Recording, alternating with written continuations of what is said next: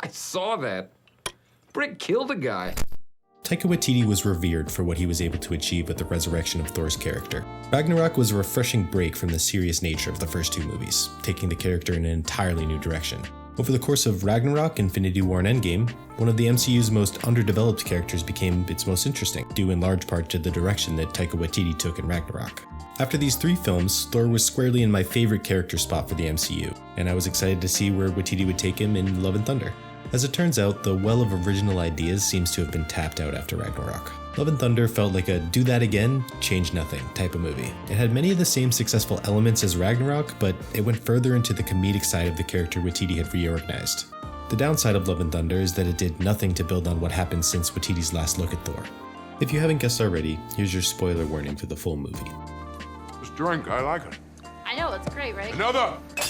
In the beginning of Love and Thunder, Thor seems to have significantly reverted as a character. The story all but ignored the massive trauma and character development from Infinity War and Endgame, but the reversion goes all the way back to the first time we saw Thor. In his first film, Thor was an arrogant god who was humbled when he lost his worthiness and was sent to Earth. By Love and Thunder, it was like the events of Thor never happened. He's still up to the same antics that he would have been back then, haphazardly destroying buildings and jumping into fights with the sense that a loss isn't even a possibility. Out of all the classic MCU heroes, Thor had the most dramatic character arc throughout Phase 3. He thought himself invincible, that he could never be beaten. His ego was slowly chipped away during Ragnarok and came crashing down on top of him after the events of Infinity War. In Endgame, Thor had to face the harsh reality of a loss that he didn't think was possible. What's worse, it was his arrogance that led him to this moment. Instead of killing Thanos outright, he felt it necessary to rub it in, which allowed Thanos to get the snap off. We see Thor wrestling with this new reality throughout Endgame. Thor is vulnerable here. He's different than we've ever seen him. While yes, some of the fat Thor moments were meant as comedic relief, his loss, suffering, and even his ability to stand back and let someone else be the hero shows some of the most growth of any hero on the roster. Love and Thunder deleted all that work and sent Thor back to his arrogant, ego-driven old self. The trauma he suffered after the events of the Infinity Saga is non-existent here. Even his soul-sucking loneliness, which inspires much of his motivation throughout Love and Thunder, was little more than a plot device and a punchline. I didn't expect Love and Thunder to do much in the way of advancing the plotline of the MCU, so I wasn't too disappointed in a self-contained story that left Thor, more or less, exactly where he started. You could say that he learned how to open himself up to love, okay, but that was a flaw injected into his character for the purposes of this film, and a significant chunk of the rest of his character development took a huge step backward by its end. How's space? Space is fine. The second most major area of complaint I have about Love and Thunder is the copious number of plot conveniences at the center of the story. Most of the major plot points of the film are remarkably convenient. The meeting of the gods seems like a good place to gather support to fight Gore. Good thing it's happening right now. The mere existence of eternity also just erases so many necessary plot points from the Infinity Saga. Why couldn't Thanos just go there and wish away half the life in the universe? Because of the Bifrost? Okay, so why didn't Thor go there and wish away Thanos' snap? Everyone seemed to already know about eternity. For that matter, why didn't Odin go there first and wish for something? Why isn't it possible? It's just not. Why not, you stupid bastard? It was also shockingly easy to get to eternity. I can accept the fact that Thor and Valkyrie knew how to get there, but how did Jane get there at the exact right moment without access to the Bifrost or any idea where she was going? If people could just pop in there like that, how has nobody been here before? Thor's power level seems to have gotten a significant buff in this movie. Apparently, you can just give people the power of Thor now? Why didn't he do that in any of the previous Avengers films, especially Infinity War? If we have kids going demon time like that on the Shadow Monsters, it seems like the Avengers and Wakandan army could have used that power to stop Thanos. The conveniences themselves aren't really the problem for me. The real problem is what the logic of Love and Thunder does to the rest of the previous Marvel films. We can accept some pretty major plot conveniences in a fun, lighthearted movie like this, but the implications aren't isolated to Love and Thunder. Except for my mum and her boyfriend who are, hey. Oh shit. Comedy is a centerpiece of Love and Thunder, for better or for worse. In the end, whether or not you like this movie will probably come down to whether or not you thought it was funny. A major drawback of such an approach, though, is that it unquestionably cheapens some of the serious moments of the film. Thor was the butt of the joke for most of this movie. He's a clueless, bumbling idiot.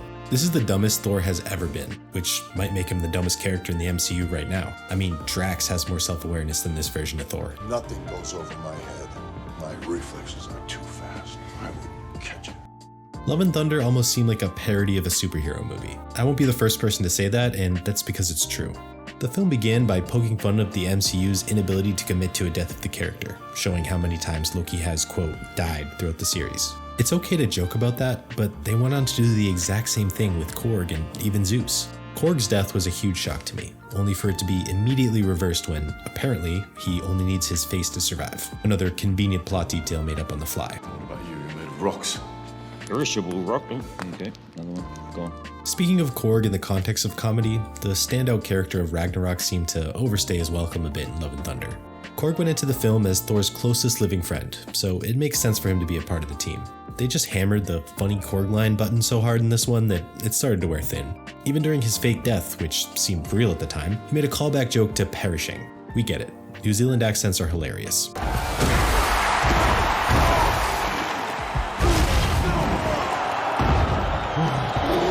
It will probably surprise you to hear me say that even after all those issues, I really liked the movie. It was a funny, lighthearted romantic comedy with enough Hallmark Marvel moments to fit into the timeline, even if the events have virtually no bearing on the rest of the MCU. The action was up to Marvel's high standards and the visuals were amazing. Mjolnir's new exploding and reforming ability, traveling through space, the black and white shadow realm that only allows godly colors to permeate, it was brilliant.